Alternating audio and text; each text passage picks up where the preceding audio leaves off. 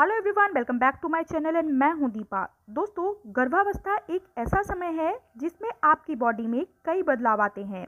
इस समय गर्भ में शिशु तेजी से बढ़ रहा होता है और उसका विकास हो रहा होता है, जिससे किसी भी प्रेग्नेंट महिला को थकान, बेचैनी, जी मचलाना व शरीर में दर्द जैसी बहुत सी परेशानियों का सामना करना पड़ता है। साथ ही साथ गर्भवती महिला को कंफर्टेबल होकर सोने में भी परेशानियां होती हैं।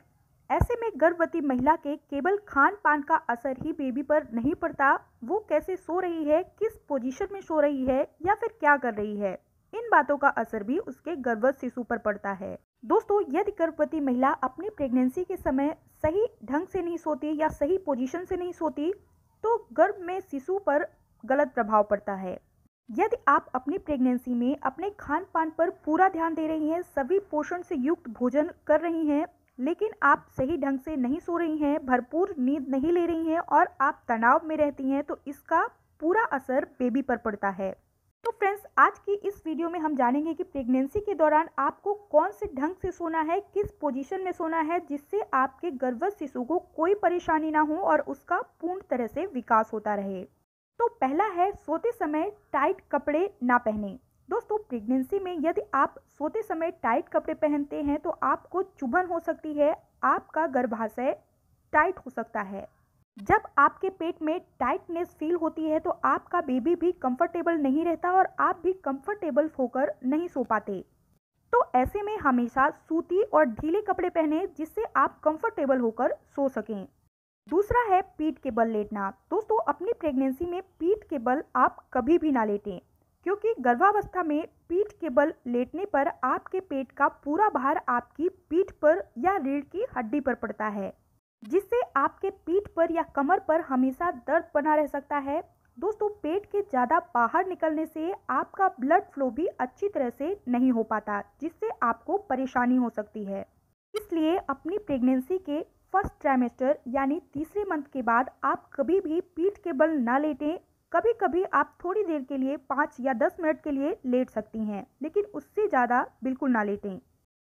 अगला है, एक ही पोजीशन में हमेशा ना रहें। दोस्तों, गर्भावस्था में महिलाओं को एक ही पोजीशन में नहीं सोना चाहिए या एक ही पोजीशन में ज़्यादा देर तक नहीं रहना चाहिए।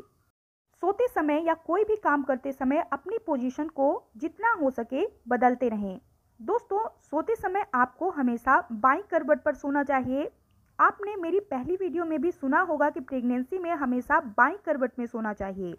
इससे शिशु को अच्छी तरह से ऑक्सीजन मिल पाती है, उसका रक्त संचार होता रहता है, सभी तरह के पोषण मिलते हैं, साथ ही साथ उसका अच्छी तरह से बेहतरीन विकास होता है।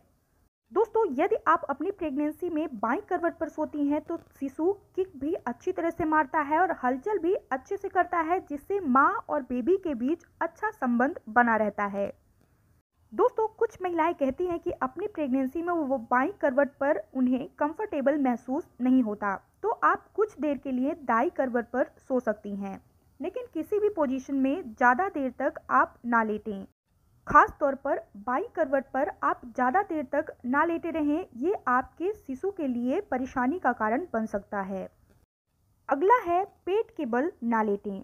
दोस्तों, अपनी प्रेगनेंसी में कभी भी आप पेट के बल ना लेटें। शुरुआती 3 महीने में शिशु का आकार बहुत छोटा होता है, ऐसे में आप पेट या पीठ के बल लेट सकती हैं, लेकिन जैसे जैसे आपकी प्रेगनेंसी बढ़ती है वैसे वैसे शिशु का आकार भी बढ़ता है। तो ऐसे में आप पेट के बल अगर लेटती हैं तो पेट पर दबाव पड़ता है, जिससे शिशु पर भी दबाव पड़ता है।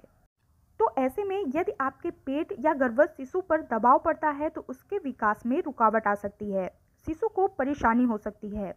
तो फ्रेंड्स, अपनी प्रेगनेंसी में शुरू के 3 महीने के बाद अपने पेट के बल बिल्कुल भी ना सोएं, इससे आपके गर्भवत शिशु को परेशानी होती है और उसके विकास में रुकावट आती है। तो फ्रेंड्स, इस तरह से आप कह सकते हैं कि प्रेगनेंसी में बाईं करवट पर सोना सबसे अच्छा माना जाता है। इससे ऑक्सीजन, रक्त का संचार, पोषण और शिशु का विकास बहुत अच्छे से होता है।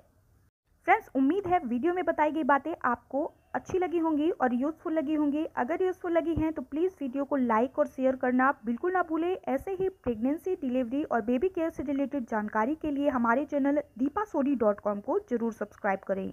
कोई भी क्यूरीज या क्वेश्चन होने पर कमेंट बॉक्स में कमेंट करें। मिलते हैं अपनी अगली वीडियो में, तब तक के लिए धन्यवाद।